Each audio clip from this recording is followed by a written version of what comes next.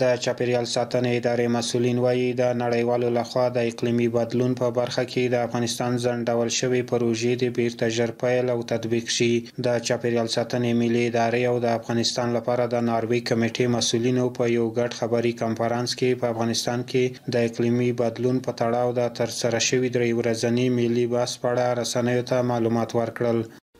د نړیوالو لخوا د اقلیم بدلون په برخه کې د افغانستان 22 پروژې تعلیق شوي دي چې هغه د نړیوالو ملي میکانیزمونو جیسیب اډاپټیشن فنډ لخوا تمویلېدلې ځنډول شوي دي او غوښتنه مو دا ده چې دغه پروژې ژر تر ژره پیل او تطبیق کړل شي. They explain that Afghanistan is only responsible. د څېړنو موندنو دا ښودله چې افغانستان 0.06% برخه د ګلخانه‌ایي غازونو په خپرېدا کې لري، خو شپږم ډیر متضرر شوی هیواد دی چې د اقلیم له بدلون څخه زیان لیدلی، او د دې ترڅنګ څلورم هغه هیواد دی چې د طبیعي ناورینونو څخه د زیانمن شوي هیوادونو په قطار کې ځای لري. In overall disaster risk in 2023. ما با صندوق نوعی که نو ایجاد شده تحت صندوق تنوع حیات که در 29مین کنفرانس تحقیق ملی ملت‌های در دبی این صندوق ایجاد شد،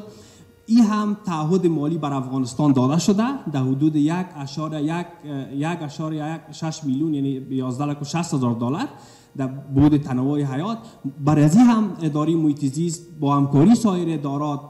طرح را آماده کرد و به سکرتریت تحصیلات جانی محیط زیست ما ارسال کردیم. امیدوار هستیم که در شورای عالی جف که قرار است در ماه جون امسال ای برگزار شود، این طرح‌های ما تصویب شود، این طرح‌های ما تایید شود تا بتوانیم در بخش‌های مختلف پروژه را تطبیق کنیم. د چاپیریال ساتنې ملي ادارې مرستیال ډاکټر زین العابدین عابد په یاد خبري کانفرنس کې وویل که څه هم اقلیمي بدلون په رامنځته کولو کې د افغانستان رول په نشت کې حساب دی، خو د اقلیمي بدلونونو له ناوړه اغیزو څخه د نړۍ په کچه تر ټولو اغیزمن هیواد دی. اقلیمي بدلون یو نړیواله پدیده ده د طبیعي عواملو سربیره د ګلخانه‌ایي غازونو انتشار اصلي عامل دی چې ډېری پرمختللو هیوادونو کې د فابریکو او صنعتونو د زیات پرمختګ په سبب باندې رامنځته کیږي. سره له دې چې افغانستان د اقلیمي بدلون په رامنځته کولو کې ډېر کم رول لري، خو د اوبو، زراعت، ځنګلونو، انرژي او تنوع حیات په برخه کې ډېر زیاتې اسپزري لیدلې دي. وچکالي، سیلابونه، د اوبو کمښت او د زراعتي محصولاتو کمیدل د خلکو او جامعې لپاره زیات مشکلات رامنځته کړي دي او د هغوی ژوند یې له خطر سره مخ کړي دي. د اشغال پر مهال د هر ډول تسلیحاتي ابزارو استعمال، د غیر قانوني کیمیاوي موادو استعمال، هغه سول چې زموږ پر جامعه، زموږ پر مځکه او زموږ پر زراعت باندې مضر اثرات اچولي دي او د هغوی نه همکاري د افغانستان د اوسني واکمنۍ سره د دې باعث شوي دي چې د اقلیمي بدلون مهمو او بدو اثراتو افغانستان زیانمن کړي دي.